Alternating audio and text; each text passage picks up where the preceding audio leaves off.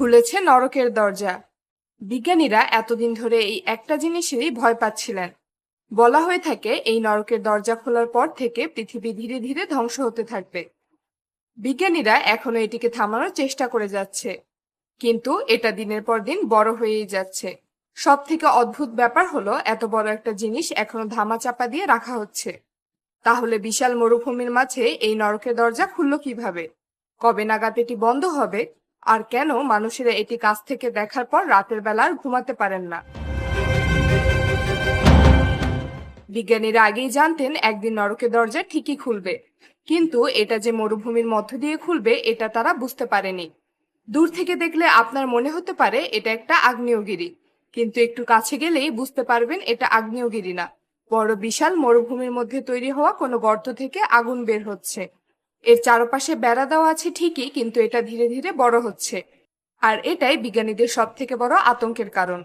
এই আগুন থামানোর জন্য গত বছরও বিলিয়ন বিলিয়ন ডলার খরচ করেছে বিজ্ঞানীরা, কিন্তু এই আগুনের সমস্যা হলো এটা যতবার থামানোর চেষ্টা করা হয় ততই এটা বড় হতে থাকে। তুর্কমেনিস্তানের রাজধানী থেকে 260 কিলোমিটার দূরে কারাকুম মরুভূমিতে খুলেছে এই নরকের দরজা।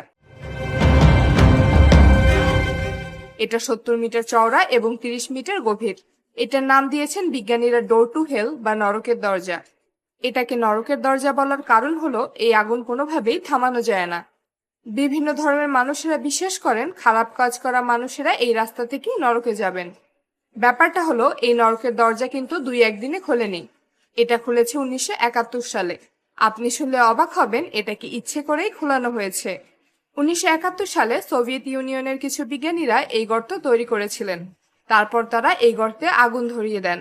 সেই থেকে যে আগুন জ্বলছে সেই আগুন আজও নেভানো যায়নি। সব থেকে অদ্ভুত ব্যাপার হলো এই গর্ত তৈরি হওয়ার 50 বছর পরেও বিশ্বের অধিকাংশ মানুষরা এর ব্যাপারে কিছুই জানে না, কেননা সে দেশের সরকার এ ব্যাপারে কাউকে কিছু জানতেই দেয়নি। আপনি যদি এই গর্তের কাছে যান তাহলে কিছু অদ্ভুত শব্দ শুনতে পাবেন।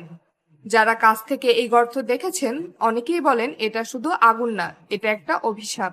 এই গর্তের আশেপাশে অনেকেই রাত কাটানোর চেষ্টা করেছে। রাত গভীর হলে তারা বেশ কিছু অদ্ভুত শব্দ সেখানে শুনতে পায়।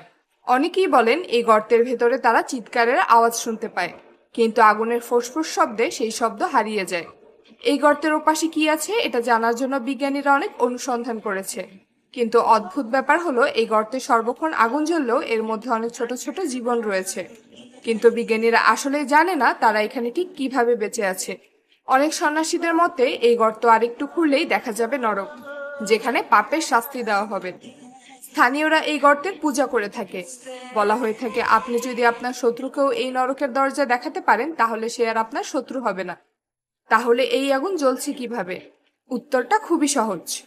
1971 সালে যারা এখানে খনন করতে এসেছিলেন তারা মূলত ভুল করে গ্যাসের খনিতে খনন করেছিলেন। তারা যখন বুঝতে পারলেন এখান থেকে গ্যাস বের হচ্ছে, তারা ভাবলেন এখানে আগুন জ্বালিয়ে দিলে সেই গ্যাস দ্রুত পুড়ে শেষ হয়ে যাবে। কিন্তু অদ্ভুত ব্যাপার হলো 50 বছর পার হয়ে গেলেও সেই আগুন আজও থামেনি। অবাক করার মতো ব্যাপার হলো বিশ্বের অনেক বড় বড় দেশ এই আগুন থামানোর অনেক চেষ্টা করেছে, কিন্তু কোনোভাবেই এই আগুন থামানো যায়নি। তাই আজও যদি আপনি সেখানে যান এই আগুন সেখানে দেখতে পাবেন, কিন্তু সমস্যার ব্যাপার হলো এই আগুন ধীরে ধীরে বাড়ছে। আশেপাশের মাটিও ধীরে ধীরে ধসে পড়ছে। হয়তোবা একদিন দেখা যাবে কয়েক শত কিলোমিটার এলাকা এই নরকের ভেতর ধসে গিয়েছে। আর তখন হয়তো আমরা কোনোদিন এই আগুন আর থামাতে পারবো না। তুর্কমেনিস্তানের সরকার 2022 সালে এটাকে বন্ধ ঘোষণা করে, কিন্তু এটা এখনো বন্ধ হয়নি। এটাকে কেন বন্ধ করা হচ্ছে না কিংবা কেন বন্ধ করা যাচ্ছে না এর সঠিক তথ্য এখনো পাওয়া যায়নি। তবে এটা অস্বাভাবিক কোনো কিছু নয় যে বিশ্বের আরো অনেক জায়গায় এমন নরকের দরজা খুলতে পারে। তখন হয়তো গোটা পৃথিবী এই নরকের মধ্যে ডুবে যাবে।